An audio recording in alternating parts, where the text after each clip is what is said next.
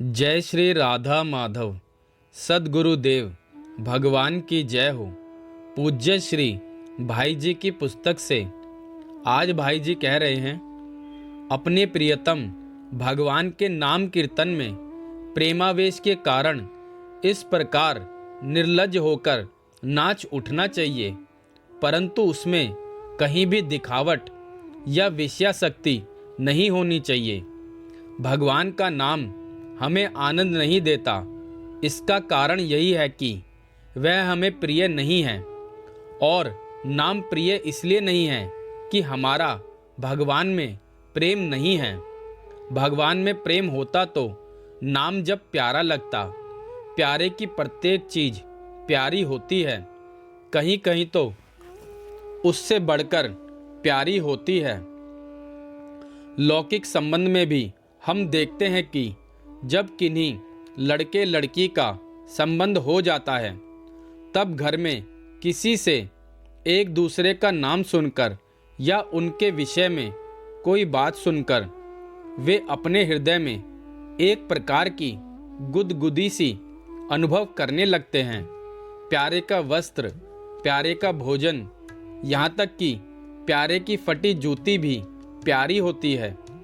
जब लौकिक प्रेम की ऐसी बात है, तब भगवत प्रेम के विषय में तो कहना ही क्या।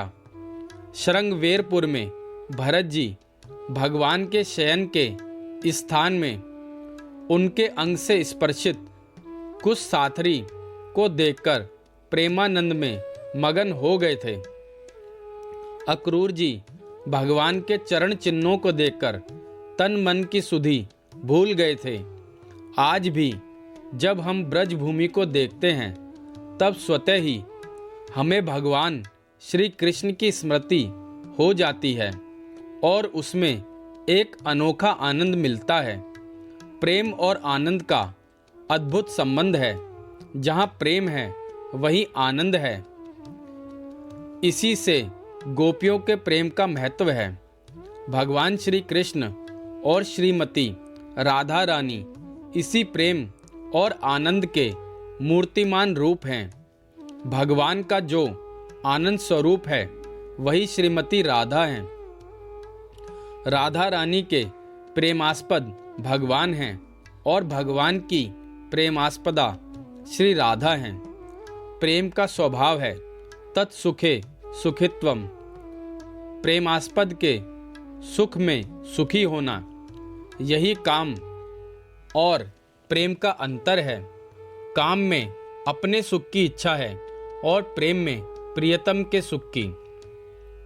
राधा जी श्री कृष्ण को सुख पहुंचाने के लिए ही अवतरित हुई हैं और अपनी सेवा से श्री कृष्ण को आनंद होता है देखकर परम सुखी होती हैं। इधर राधा जी को सुखी देखकर श्री कृष्ण के सुख की वृद्धि होती है और श्री कृष्ण के सुख की वृद्धि से राधा जी का सुख और भी बढ़ जाता है।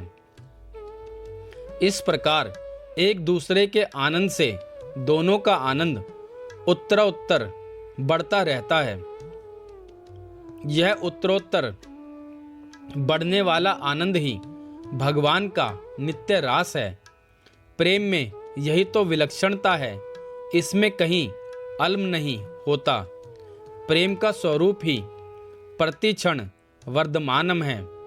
प्रेमास्पद का सुख ही अपना सुख है, चाहे उसका वह सुख प्रेमी के लिए लोक दृष्टि से कितना ही कष्टकर क्यों ना हो।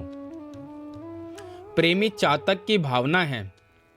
हम जो संसार के दुखों में से घबरा उठते हैं, इसका कारण क्या है? यही कि हम उनमें प्रेमास्पद भाव की रुचि को, उनके विद्यमान को नहीं देखते। कठोर आघात में उनके सुकोमल कर कमल का स्पर्श नहीं पाते। परंतु भगवान का प्रेमी भक्त किसी कष्ट से नहीं घबराता, क्योंकि वह प्रत्येक वस्तु में भगवान का स्पर्श पाता है। वास्तव में भगवान का प्रेमी भक्त सब कष्टों से परे पहुंचा हुआ होता है। उसका जीवन भगवत सेवा में होता है। वह सेवा को छोड़कर मुक्ति भी नहीं चाहता। मुक्ति तो वह चाहता है जो किसी बंधन का अनुभव करता हो।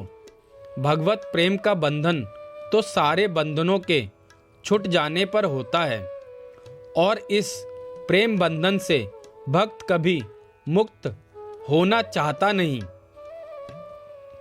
जो इस प्रेम बंधन से मुक्ति चाहता है वह भक्त कैसा।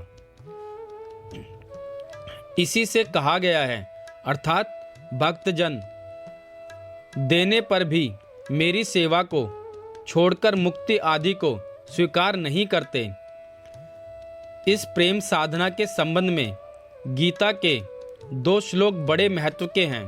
श्री भगवान कहते हैं, जिनका चित्त मुझ में लगा है, जिनके प्राण मुझ में फंसे हैं, जो नित्य आपस में मेरी ही महत्ता को समझते समझाते प्रेम करते हैं, जो मेरी ही बात कहते हैं, मुझ में संतुष्ट हैं और निरंतर मुझ में ही रमण करते हैं, उन निरंतर मुझ में लगे हुए प्रेम पूर्वक मेरा भजन करने वाले भक्तों को मैं अपना वह बुद्धि योग देता हूँ जिससे वे मुझको ही प्राप्त होते हैं। इन श्लोकों में जिस साधक की ओर संकेत है, प्रेमियों का जीवन का वह स्वभाव होता है। इसी से भगवान ने भागवत के इस बात को स्वीकार किया है कि गोपियों ने अपना मन मुझे अर्पण कर दिया है। गोपियों के प्राण मदगत प्राण हैं। गोपियां मेरी ही चर्चा करती हैं। मैं ही एकमात्र उनका इष्ट हूँ। मुझ में ही उनकी एकांत प्रीति है। जय श्री राधा माधव।